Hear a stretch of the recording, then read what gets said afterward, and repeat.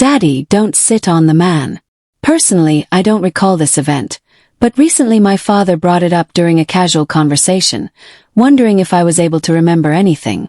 Right around the time I had turned 4, my family decided to visit my aunt and cousins who had just moved to a new house after my aunt's divorce. It was a beautiful 18th century styled house. It looked just like a shrunken-down version of a church with 3 bedrooms, 2 bathrooms and a kitchen with running water and electricity. The catch? It was located a full mile from the closest neighborhood, and my cousins were sure it was haunted.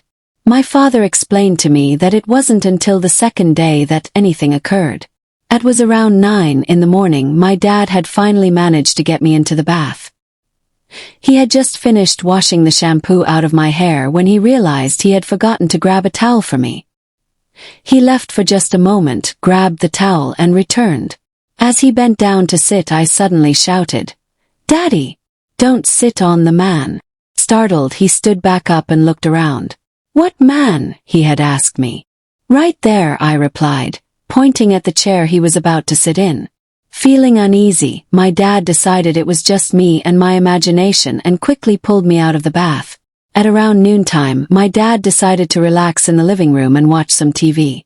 The living room, mind you, was also the only room that our 90-pound German Shepherd refused to enter. In the center of the living room was an old rocking chair that my aunt hadn't gotten around to tossing out. My dad gladly took a seat in the old rocker and flipped on the TV. A few minutes later I rounded the corner and stopped everything I was doing to just stare blankly at him. "Daddy, why are you sitting on the man?" asked him. "What man?" he responded. "The one in the chair, you're sitting on him." At this point my dad had stood up. "What does the man look like?" he asked me.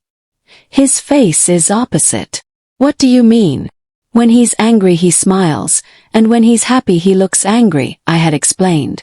"And what does he look like right now?" "He's smiling," I replied. My dad switched off the TV and decided it was time for all of us to get some fresh air. We ate dinner at the house that night but left directly afterward. We never went to visit my aunt and cousins there again, and they moved out after a short 6 months. But now I wonder if the house has a new owner or if it is abandoned, with the man who smiles still inside. The Christmas spirit. This past Christmas, my boyfriend and I and our dog had to work out a compromise as to how we would split our time between our families. Christmas Eve and half of Christmas Day were spent with my family, and the second half of Christmas Day and Boxing Day were spent with his family, about 45 minutes away. His family was gathering at his brother's newly purchased house, an old house that had been renovated and freshly painted just in time for the traffic it would see during the holiday season. Christmas night, after the dinner dishes had been washed and put away, the family gathered in the basement to watch Die Hard, a Christmas tradition for his family. Not being an action movie fan myself, I stuck around for a little bit but went to the second floor to get ready for bed around 11 p.m. I brought the dog into the spare room we had been assigned, and began to change for bed. The dog sniffed around a bit, annoying the 2 cats that had taken refuge in the previously empty room. One hid in the closet, and the other leapt onto a nearby table, staring haughtily at my dog.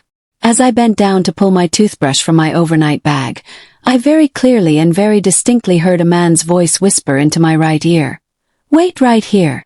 I froze, startled, then looked around the room wildly, blood pounding in my ears.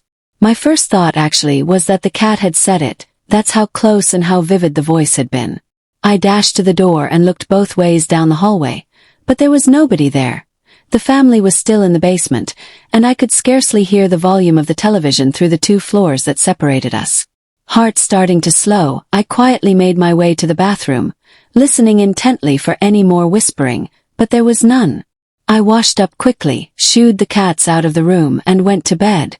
That night I allowed the dog to sleep next to me, which was a treat for him but mandatory for my nerves.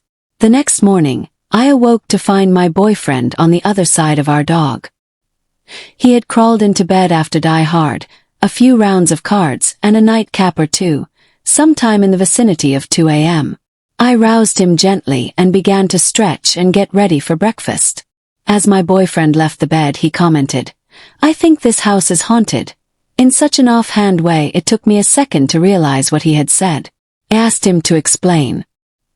He told me that around 2 a.m., as he was getting into his pajamas, he heard a man's voice whisper directly into his ear. He ran to the hall to see who had said that, but nobody else was around, and I had been sound asleep at that time.